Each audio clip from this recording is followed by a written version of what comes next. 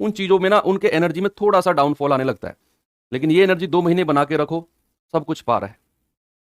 शहर की जनसंख्या पहले वर्ष 30% बढ़ी, अगले वर्ष 15% कम हो गई। यदि वर्तमान जनसंख्या 11,050 है तो 2 वर्ष पहले क्या थी? इंग्लिश में क्या है? The population of a city increased by 30% in the first year and increased by, increase है ना, decrease, and decreased by 15% in next year.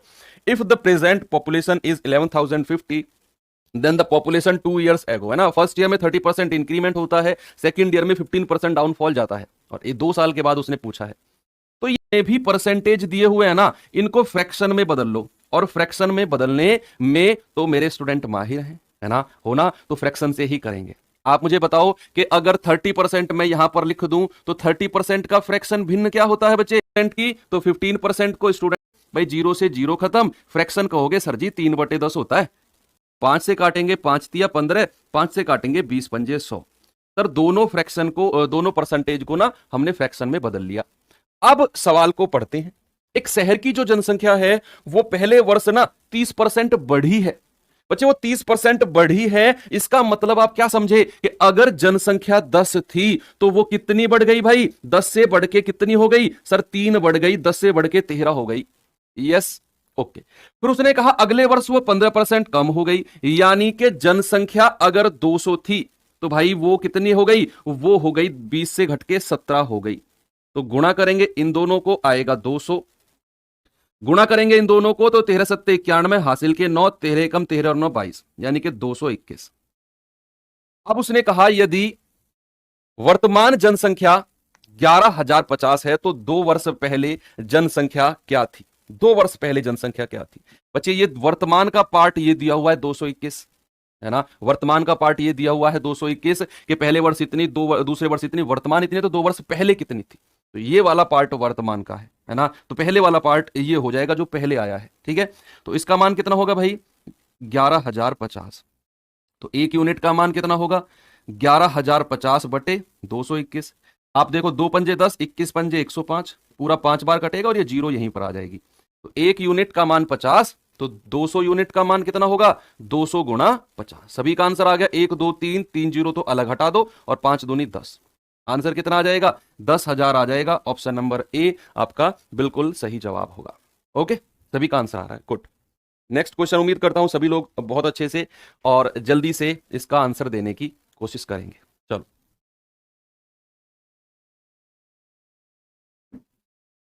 चलो देखते हैं। उसने कहा 1980 और 1990 तक किसी देश की जनसंख्या 20% की वृद्धि हुई है। ओके, 1990 से 2000 तक देश की जनसंख्या में 20% की वृद्धि हुई है। वाह। 2000 से 2010 तक देश की जनसंख्या में 20% की वृद्धि हुई है। बहुत अच्छे। तो कह रहा है 1980 से 2010 तक कुल बढ़ी जनसंख्या में परसेंटेज क्या होगा? भाई यहां पर जो उसने बोला है ना वो 10-10 साल के लिए बोला है। आप ऐसा नहीं सोचोगे कि सर 1980 से 1990 तक अगर 20% बढ़ी है ना तो 1980 से 1981, 82, 83, 84, 85, 86 ये सब हमें निकालना पड़ेगा। नहीं, हमें तो 10-10 साल का दिया है उसने कि 1980 से 90 तक का पूरा जो दशक है ना, इस पूरे दशक में 20% वृद्धि हुई है। फिर अगला जो दशक आएगा, भाई बोला ना from the 1980 to 1990 the population of a country was increased by 20%। ये पूरा 10 ईयर का उसने ड्यूरेशन दिया है कि 10 ईयर के ड्यूरेशन में वो 20% इंक्रीज होती है, फिर नेक्स्ट 10 ईयर में फिर 20% इंक्रीज होती है, फिर नेक्स्ट 10 ईयर में 20% इंक्रीज होती है। Then the overall increased population of a country from 1980 to 2010। पूरा 30 साल का उसने आंकड़ा आपसे पूछा है। तो क्या बोला जाता है? 1/5 बोला जाता है। Yes, good. अब 20% की वृद्धि हुई बच्चे पहले दशक में, यानी कि 5 से जनसंख्या बढ़कर कितनी हो गई? 6 हो गई। और बहुत अच्छे, दूसरे दशक में भी जनसंख्या में 20% का इंक्रीमेंट आया, यानी कि दूसरी बार भी वृद्धि हुई है। तो सैनिक क्या करेंगे? फिर से आप 5 में 1 बढ़ाकर क्या कर दोगे? 6 कर दोगे। और तीसरी बार भी 20% का इंक्रीमेंट हुआ है, तो तीसरी बार भी 5 से बढ़ाकर 6 कर दोगे। तीनों को गुणा किया तो कितना? 125, और 6 गुणा 6 गुणा 6 याद रखना 216 होता है। भाई आपको 11 तक की क्यूब घन को याद रखना है और 1 से लेकर 30 तक के वर्ग यानी कि स्क्वायर को याद रखना है। ये कंपलसरी है। अब आप देखो जनसंख्या जो 125 थी वो 216 हो गई। कितनी बढ़ी है जनसंख्या? 6 में से 5 गए 1, 11 में से 2 गए 9, 91 बढ़ी है। तो 91 बटे ओरिजिनल थी 125 और गुणा 100, तो 25 चौके 100 और 25 पंजे 125, 4 एकम 4, 4 नाम 36, 364 बटे 5 करेंगे, कितना आएगा? 5 सत्ते 35, 1 5 दूनी 10 और 5 अट्ठे 40, कितना आ गया भाई? 72.8%। ऑप्शन नंबर डी आपका बिल्कुल सही जवाब है ना। यही स्पीड बिल्कुल मेंटेन है, डोंट वरी। बहुत बढ़िया, सभी का आंसर देखो मुझसे पहले आ गया। यार तुम लोग तो मुझसे तेज हो गए। अब ऐसे कैसे काम चलेगा? ऐसे कैसे काम चलेगा भाई? ऐसे काम नहीं चलेगा, मुझसे तेज मत होइए। चलो बताओ जल्दी से क्या होगा। 3 वर्ष पहले एक आदमी के बैंक खाते में 3 साल पहले 8,000 रुपए थे। पहले वर्ष वह उस राशि का 20% जमा कर देता है तथा दूसरे वर्ष कुल जमा राशि का 25% निकाल लेता है। तीसरे वर्ष कुल जमा राशि का 40% फिर से जमा कर देता है। तीसरे वर्ष के अंत में उसके खाते में कितना रुपया जमा हो जाएगा? यह सवाल को पूछने का तरीका अलग है लेकिन प्रोसेस वही, और आपको सॉल्यूशन उसी तरीके से करना है। सबसे पहले जितने भी परसेंटेज दिए हुए हैं इनको फ्रैक्शन में बदलो, और जहां वो जमा कर रहा है प्लस कर दो, जहां वो निकाल रहा है माइनस कर दो। आपके चेहरे पर एक स्माइल आएगी इस सवाल का आंसर निकालने पर। क्यों? क्योंकि ये सवाल एसएससी में आया हुआ सवाल है। अगर आपने इसका आंसर निकाल दिया ना तो ये मानो बच्चे आप तैयार हो परसेंटेज चैप्टर में।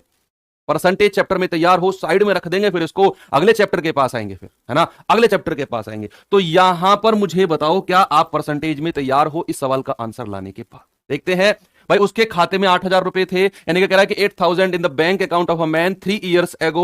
In the first year he deposited 20% of that amount. In the second he withdraw, उसने withdraw कर लिया 25% and he redeposited 40% of the total deposit in the third year. How much money will be deposited in his account at the end of third year? एक बार वो withdraw कर रहा है, एक बार वो डिपॉजिट कर रहा है, फिर वो डिपॉजिट कर रहा है ना। यही हमें करना है। तो सबसे पहले मुझे बताओ क्या 20% का अगर मैं आपसे फ्रैक्शन पूछूं तो प्यारे भाई आप 1/5 कहोगे? कह देंगे सर।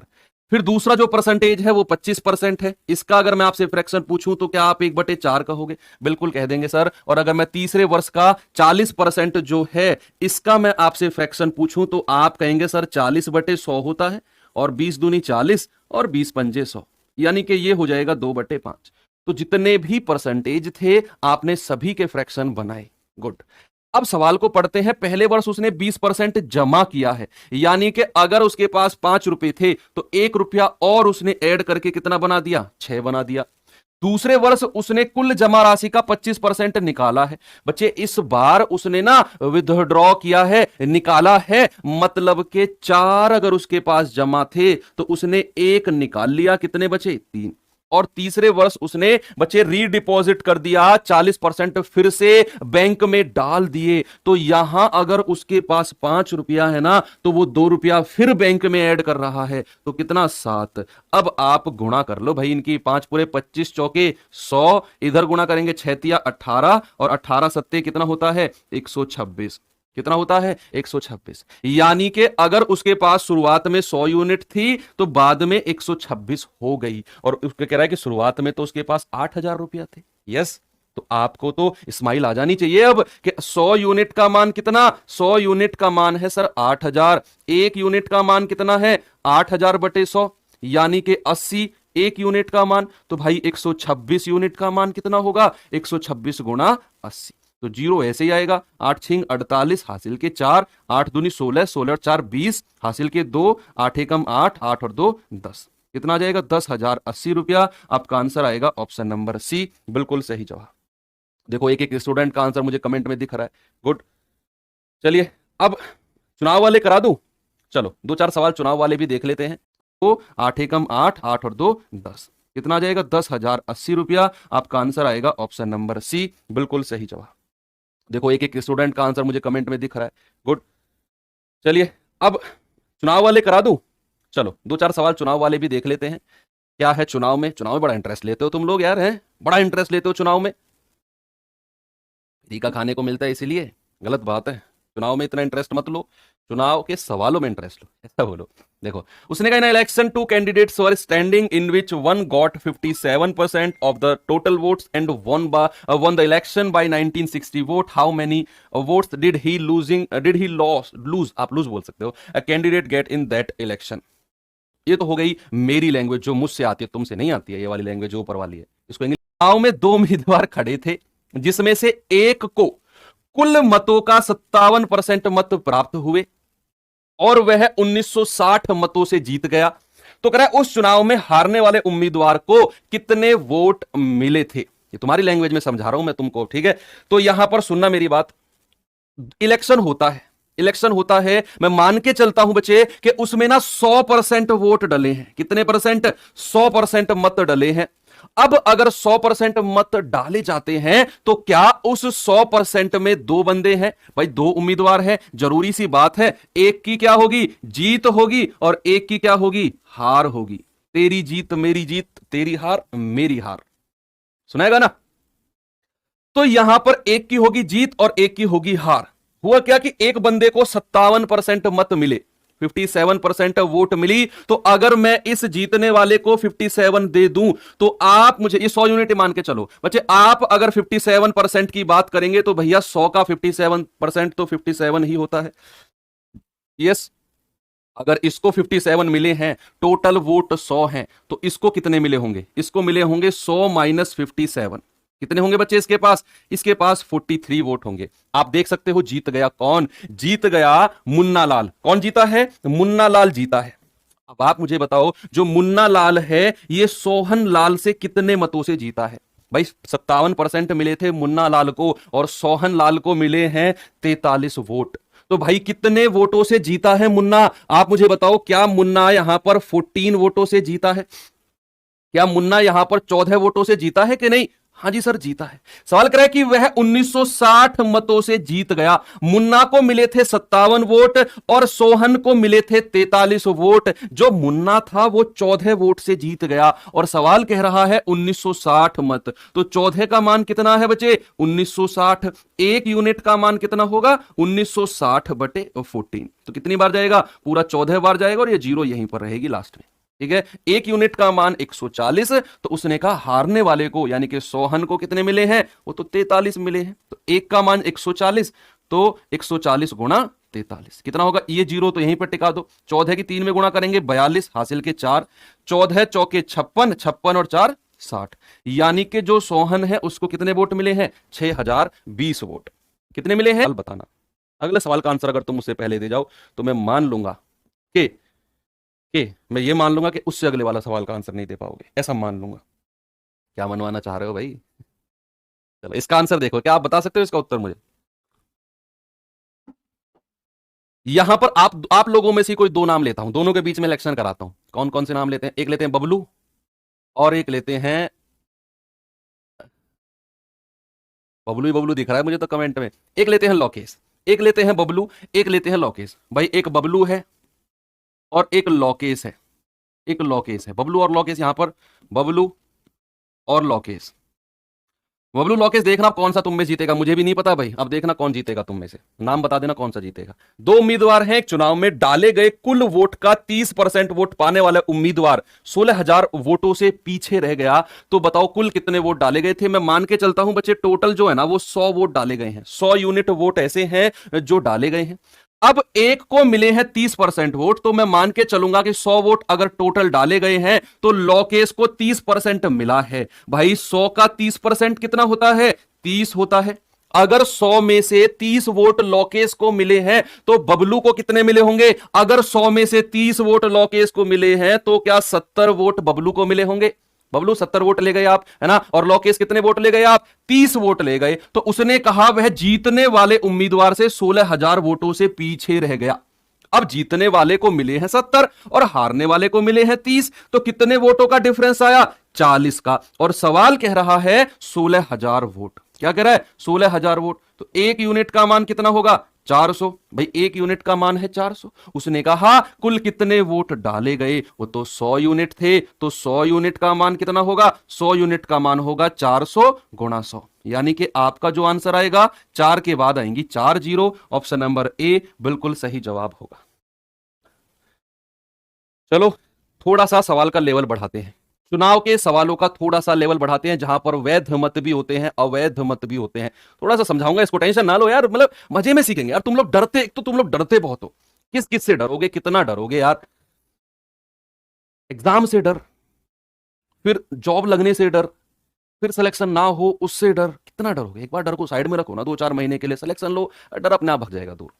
ये चीज मैं एक्सपीरियंस के साथ आपको बोल रहा हूं, कुछ भी नहीं होता है। कोई किसी के कहने से मतलब ये मत लगो लोग क्या कहेंगे यार, लोगों के कहने का क्या है। उन्होंने तो तब भी कहा था जब आप कुछ नहीं कर रहे थे, तो आज भी कह रहे हो जब आप कुछ मेहनत कर रहे हो, और जब आप लग जाओगे ना बच्चे, लोग तो तब भी कहेंगे। लोगों का मुंह आप नहीं रोक सकते हो, वो समय के साथ बदलती है लोगों की सोच। आज अगर आपको वो कह रहे हैं ना कि ये नहीं लगेगा, हमें पता है, कल वही बंदा बोलेगा कि ये जो है ना मुझे पता था इसके अंदर कुछ है, ये लगेगा इसके अंदर कुछ है, कुछ था, कुछ है। और ये मैं अनुभव के साथ बता रहा हूँ बच्चे, जब मैं अपने स्ट्रगलिंग दौर में था, मैं तैयारी कर रहा था सीजीएल की, एसएससी सीजीएल में मैं सेलेक्टेड हूँ। मैं आप लोगों को बता दूं कि एक department controller and auditor general में, ठीक है, मैं इंस्पेक्टर पोस्ट पे हूँ, डिविजनल अकाउंटेंट पोस्ट का नाम है वैसे।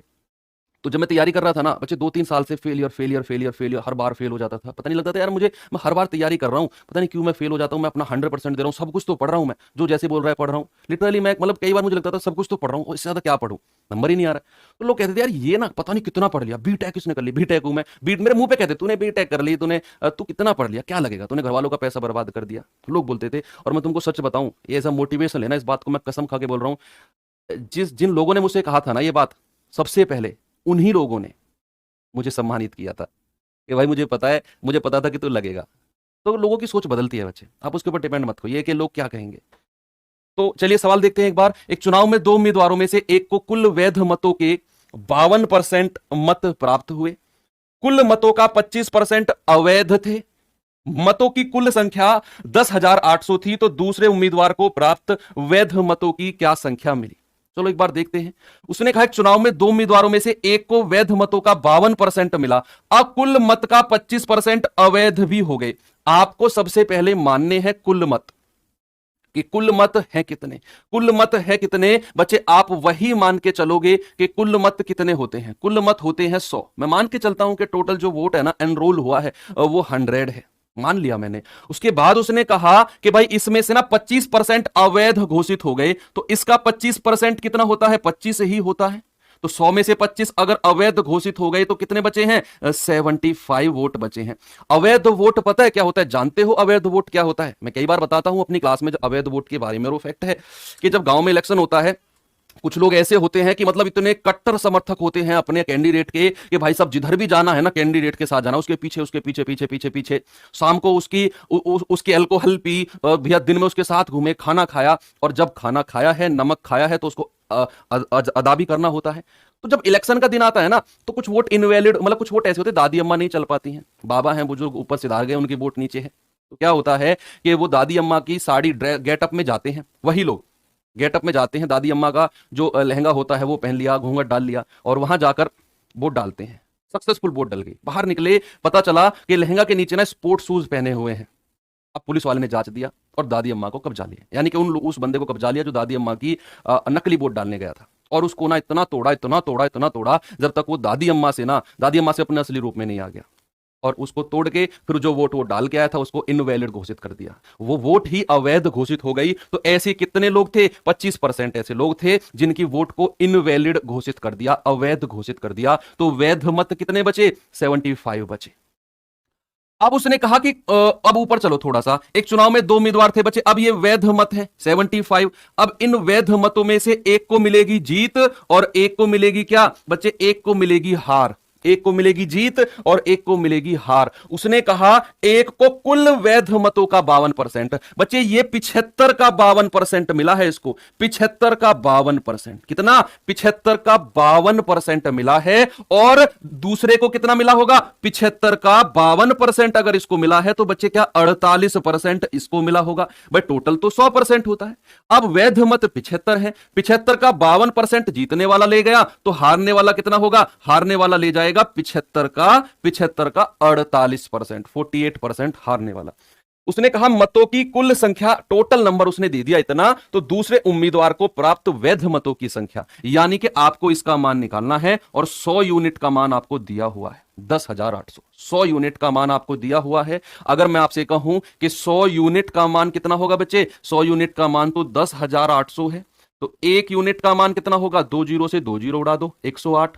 1 यूनिट का मान आपको तो दूसरे उम्मीदवार के निकालने हैं, तो 75 का 48%, 48/100 यूनिट का मान कितना होगा? 75 गुणा 48/100। भाई 1 यूनिट का मान इतना, तो इतने यूनिट का मान कितना? आप 108 से गुणा कर दो, ये आपकी वैल्यू आ जाएगी। 25 3 75, 25 चौके 100, 4 से जाएगा 12 बार, गुणा करेंगे। पहले 12 की गुणा कर लो इसमें, 12 अठे 96 हासिल के 9, 12 0 0 और 9 यहां पर आ जाएगा, 12 एकम 12। और ये 3 अभी और गुणा होना है, ये 3 और गुणा होना है। कितना आ जाएगा? 3 6 18 हासिल का 1, 3 नाम 27, 27 और 1 28 हासिल के 2, 3 दूनी 6 और 2 8 और 3 एकम 3। कितना आ गया? 3888।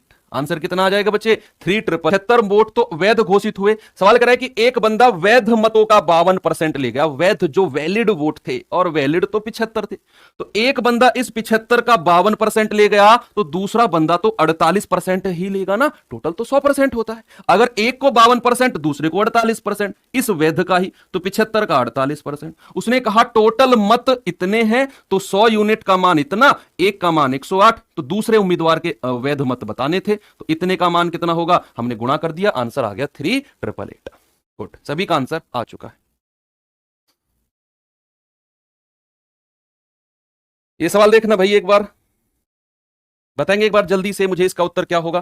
देखो ये ना, मैंने कहा जहां पर शेष वर्ड जुड़ रहा हो वहां टेंशन लेना है, जहां पर रिमेनिंग शेष वर्ड जुड़ रहा हो। जहां पर शेष वर्ड ना जुड़ रहा हो वहां तो टेंशन लेना ही नहीं है। एक बार सवाल को तो पढ़ो, एक बार सवाल को तो पढ़ो। आप सवाल है क्या? सवाल को पढ़ो। बबलू कहां घूम रहे हो? सामने देखो मेरी तरफ। बबलू तुम तो यार मतलब ऐसे करते हो, तो तुम्हारा नाम मैं ले रहा हूं।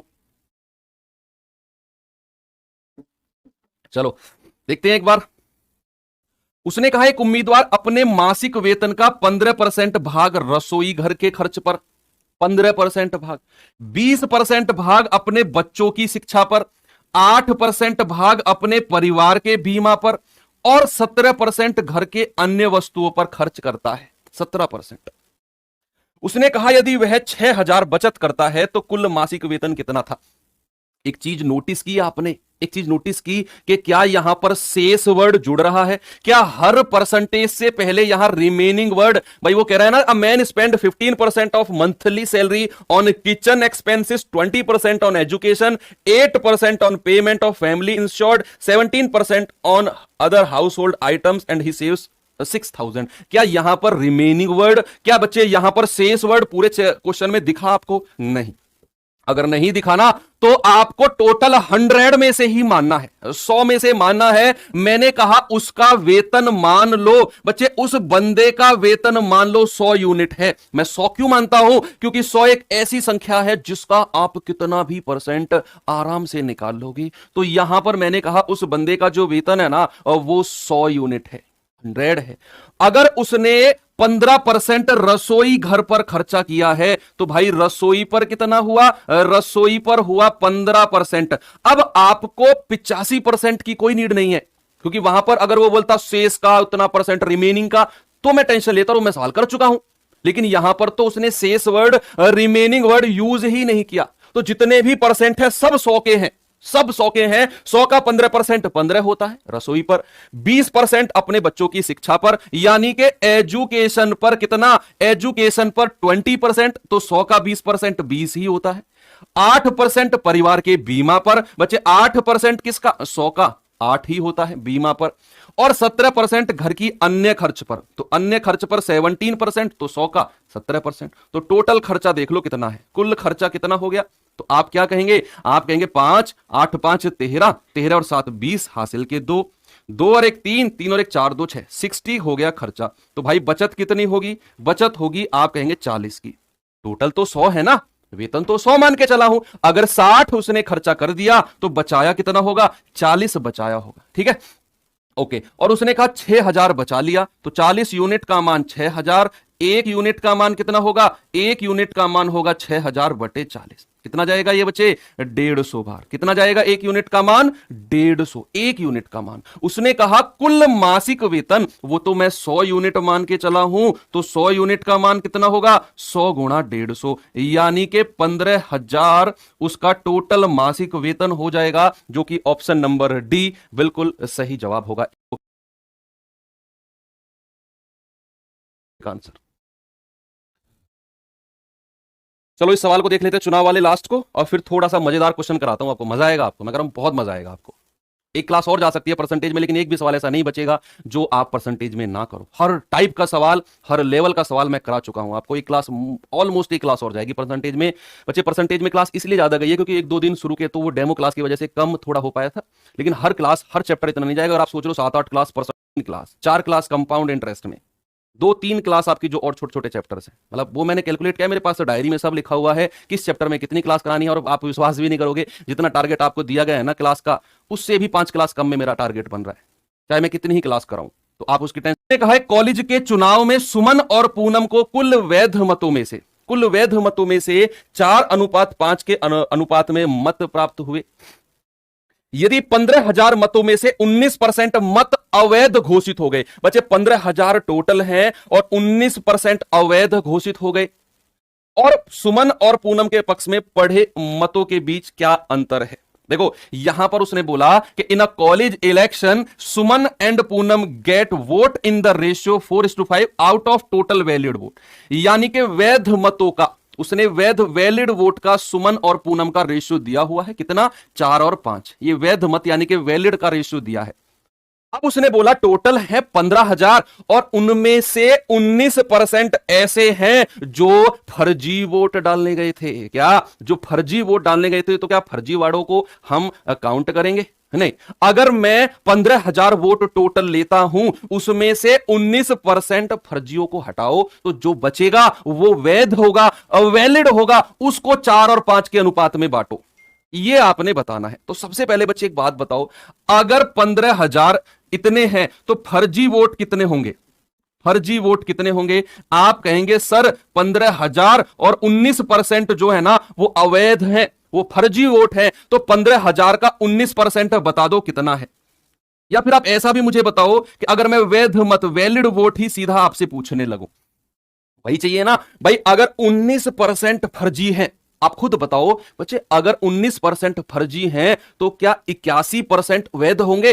अरे यस और नो तो बोलो, मेरी शकल देख रहे हो तुम लोग यार, हाँ बोलो, हाँ अब ठीक है। अगर 19% अवैध हैं तो क्या 81% वैलिड होंगे, तो क्या 81% निकाल दूं, ये वैध मत आ जाएगा, वैध मत। तो मैंने 0 से 0 हटाया, 0 यहां पर आ गया, 15 एकम 15, हासिल का 1, 15 अट्ठे 120 और 1 121, यानी कि 12,150 जो मत है ना वो वैध हैं, वो वैलिड हैं। अब यही तो है जो 4 और 5 के अनुपात में बटेंगे, यही वैलिड वोट तो है बच्चा जो 4 और 5 के रेशियो में बटेंगे। तो 4 आर और 5 आर, अगर मैंने इसको बोला तो 5 और 4 टोटल हो गया 9 आर, और ये किसके बराबर होगा, 12,150 के। तो आर का मान कितना होगा, 12,150 बटे 9। 9 से काटेंगे, 9 एकम 9 3, 9 तिया 27, 9 पंजे 45, आर का मान आ गया 1350, आर का मान। उसने कहा सुमन और पूनम के पक्ष में पड़े मतों के बीच अंतर बताना है। तो अंतर कितना है, अंतर तो देखो भाई 4 और 5 का अंतर तो 1 आर है, और 1 आर का मान तो आप निकाल चुके हो कितना, 1350, और यही अंतर होगा, यही आपका आंसर होगा।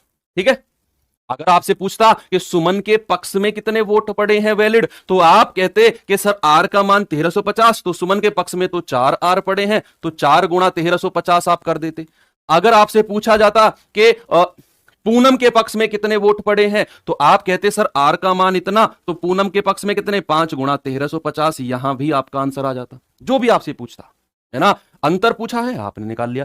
3 तरीके के सवाल बन सकते थे और बच्चा तीनों के आंसर आपने सभी ने निकाले। चलो अब थोड़ा सा आपको सिखाता हूं मैं ताजे फल के बारे में और सूखे फल के बारे में, थोड़ा सा कॉन्सेप्ट सीखते हैं, मजा आएगा आपको। कॉन्सेप्ट सीखते हैं, ताजा फल, फ्रेश फ्रूट एंड सूखा फल, सूखा फल, है ना। ताजे फल को क्या बोलते हैं, फ्रेश फ्रूट, और इसको बोलते हैं ड्राई फ्रूट, ड्राई फ्रूट। सबकी, दोनों की अपनी अलग अलग क्वालिटी होती है भाई, फ्रेश फ्रूट की अलग होती है, ड्राई फ्रूट तो भाई साहब ड्राई फ्रूट ही होता है ना। अब देखना, ताजा फल और सूखे फल का कॉन्सेप्ट सीखते हैं, है क्या। और दरअसल हम लोग ना डायरेक्ट क्वेश्चन पे पहुंचते हैं, सवाल सवाल सवाल, पहले थोड़ा सा कॉन्सेप्ट सीखो, होता क्या है।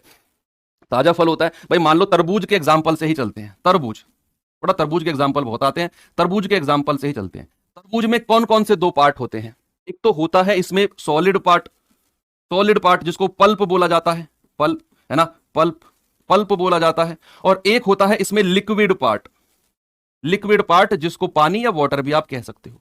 भाई 2 पार्ट होते हैं तरबूज में। मैं कह रहा हूं 2 मिनट का कॉन्सेप्ट है, अगर ताजे और सूखे फल का सवाल एक भी आप गलत कर जाओ, मैं कह रहा हूं एक भी आप गलत कर जाओ, गारंटी लेता हूं, लेकिन 2 मिनट का टाइम मुझे दो, 2 मिनट का टाइम मुझे दो। ताजा फल और सूखा फल, खत्म है कॉन्सेप्ट सारा। तरबूज है, तरबूज में एक पल्प होता है जिसको सॉलिड पार्ट बोलते हैं, एक होता है लिक्विड जिसको वाटर पानी बोला जाता है।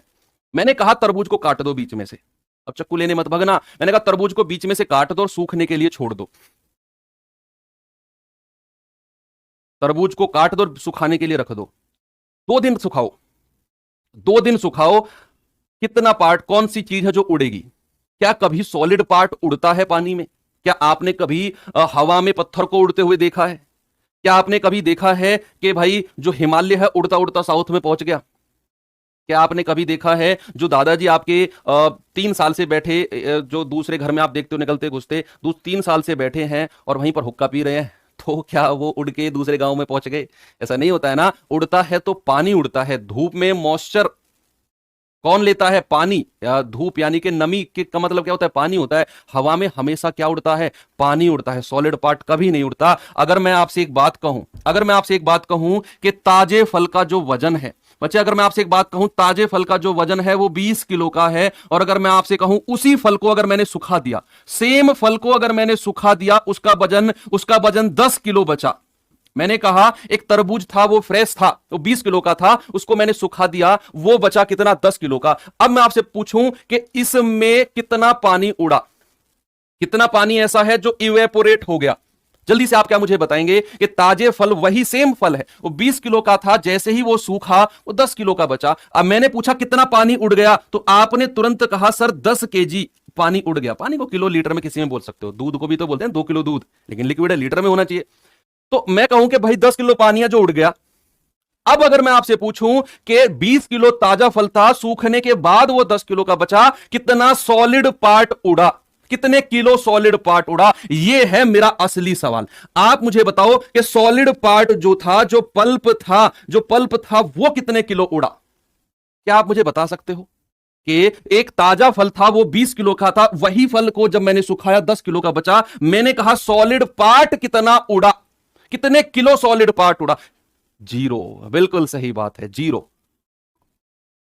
सॉलिड पार्ट कभी नहीं उड़ता बच्चे, सॉलिड पार्ट कभी नहीं उड़ता। सॉलिड पार्ट तो जितना ताजे फल में था उतना ही सॉलिड पार्ट सूखे फल में रहेगा। ये कॉन्सेप्ट ही, इसे ही सिखाने के लिए मैंने ये सब लिखा, मेरा मकसद ही यही था, ये वाला कॉन्सेप्ट आपको सिखाना कि ताजे फल से जब मैं सूखे फल की तरफ जाता हूं तो जो पल्प होता है, जो सॉलिड पार्ट होता है, उसका वजन कभी चेंज नहीं होता, वो बच्चे कभी नहीं बदलता। तो ये ताजे फल सूखे फल का कॉन्सेप्ट ना आप पीछे छोड़ जाओगे, इतना गजब का कॉन्सेप्ट मैंने आपको बताया। ठीक है, तो चलिए एक बार सवाल को मैं दिखा देता हूं आपको, एक बार सवाल पढ़ेंगे आप और फिर मैं आपको बताता हूं कि सवाल को करना कैसे है। वो कहना सॉलिड पार्ट को ढूंढ के निकालो, केवल सॉलिड पार्ट को, और आपका आंसर आ जाएगा। एक बार सवाल को पढ़ते हैं। फ्रेश फ्रूट यानी कि ताजा फल contains 68% of water and dry fruit contains 20% of water. How much dry fruit can be obtained from 100 kg of fresh fruit. तो उसने कहा ताजे फल में 68% 68% पानी है, और मेवा होता है सूखा फल, मेवा में 20% पानी होता है। तो 100 किलो ताजे फल से कितना मेवा प्राप्त किया जा सकता है? मैंने कहा आपका जो टारगेट है ना, वो ताजे फल में से भी और सूखे फल में से भी सॉलिड पार्ट ढूंढ के निकालो। Solid part. अब मेरा आपसे जो जो सवाल है ना, उसका आंसर देना। सवाल के आंसर से मतलब नहीं है, जो मैं सवाल करूं आपके दिमाग से उसका उत्तर निकल के आना चाहिए। आप मुझे बताओ कि अगर ताजे फल में 68% पानी है, अगर ताजे फल में 68% पानी है, तो उसमें सॉलिड पार्ट कितना होगा? आप मुझे बताओ कि अगर ताजे फल में 68% पानी है, तो क्या 32% सॉलिड पार्ट होगा? ताजा फल है, फ्रेश फ्रूट है, उसने बोल दिया कि ताजे फल में 68% पानी है। मैंने कहा आपका जो ढूंढोगे ना, वो सॉलिड पार्ट को ढूंढो। ताजे फल में कितना सॉलिड पार्ट है और सूखे फल में कितना सॉलिड पार्ट है, दोनों को बराबर कर दो, आंसर मिल जाएगा। भाई ताजे फल में अगर 68% पानी है और 100 किलो ताजा फल है, तो क्या 100 किलो ताजे फल में बच्चे 32% हमारा सॉलिड पार्ट होगा? मैं सॉलिड पार्ट को ढूंढ रहा हूं, पल्प को ढूंढ रहा हूं। क्या ताजे फल में 32% सॉलिड पार्ट होगा? और सूख गया फल, अब मेवा बन गया बच्चे, वो मेवा बन गया, और मेवा में अगर 20% पानी है, तो क्या मेवा में 80% सॉलिड पार्ट होगा कि नहीं?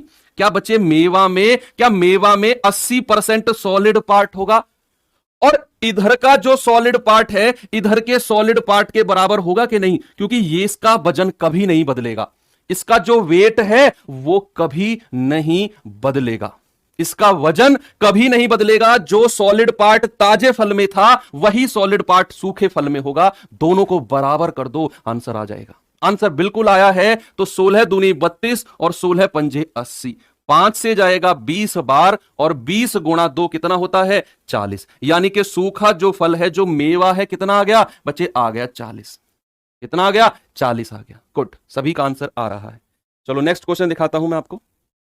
ये सवाल देखिए, एक बार सवाल देखेंगे क्या हुआ सवाल में। हाँ, सभी का आंसर 40 है। गुड, यही रिस्पॉन्स तो मुझे आपका चाहिए कि ताजे तरबूज का जो भार है वो 20 किलोग्राम है। मैंने कहा जब भी फलों की बात आए ना, ताजे और सूखे, सॉलिड पार्ट को ढूंढो। कितना सॉलिड पार्ट ताजे फल में है, कितना सॉलिड पार्ट सूखे फल में है, दोनों को बराबर कर दो, आंसर आ जाएगा। उसने कहा ताजे तरबूज का वजन 20 किलो है, उसमें 96% पानी है। लिख लो इसको। अगर ताजे तरबूज 20 किलो का है बच्चे, अगर उसमें 96% पानी है, मैंने कहा आपका टारगेट तो सॉलिड पार्ट ढूंढना होगा। तो अगर 96% पानी है, तो मेरे शहर कितना, क्या 4% इसमें सॉलिड पार्ट होगा? बिल्कुल होगा। अब 6 दिन बाद तरबूज को सुखाया गया और 6 दिन बाद पानी बचा है 95%। तो कह रहा है कि अब तरबूज का भार क्या होगा? हमें नहीं पता कितना भार है, मैंने मान लिया कि अब तरबूज का भार ए है। और बच्चे अगर उसमें अब पानी 95% है, तो सॉलिड कितना होगा? अगर मैंने कहा आपका टारगेट सॉलिड पार्ट, पल्प को ढूंढने का होना चाहिए। अगर उसमें 95% पानी है, तो क्या प्यारे सैनिक भाई, उसमें 5% सॉलिड पार्ट होगा, और दोनों को बराबर कर दो, है ना। देखो परसेंट से परसेंट उड़ा दो, 5 से जाएगा 5 चौके 20, तो ए का मान कितना होगा? 4 चौके 16 केजी। तो भाई सूखे तरबूज का जो वेट है वो कितना हो जाएगा? 16 केजी हो जाएगा। Option number B. आया कॉन्फिडेंस इस तरह के सवालों में? 100% आया होगा। तो एक सवाल मैं आपके होमवर्क के लिए डाल देता हूं। मुझे आपका जो आंसर है बच्चे, वो मिलना चाहिए शाम को 8 बजे, जब मौका मिलता है। एक पेज में सारा कुछ लिखो, अपना आंसर भी, जो होमवर्क मिला है वो भी, अपना डाउट भी, और उस पेज को पोस्ट कर दो। पेज कितने भी पोस्ट आप कर सकते हो, स्क्रीनशॉट, फोटो, लेकिन मैसेज आप एक ही लिख सकते हो। तो बढ़िया है, क्वालिटी पढ़ो 2 महीने, ठीक है। तो इसका आंसर मुझे बता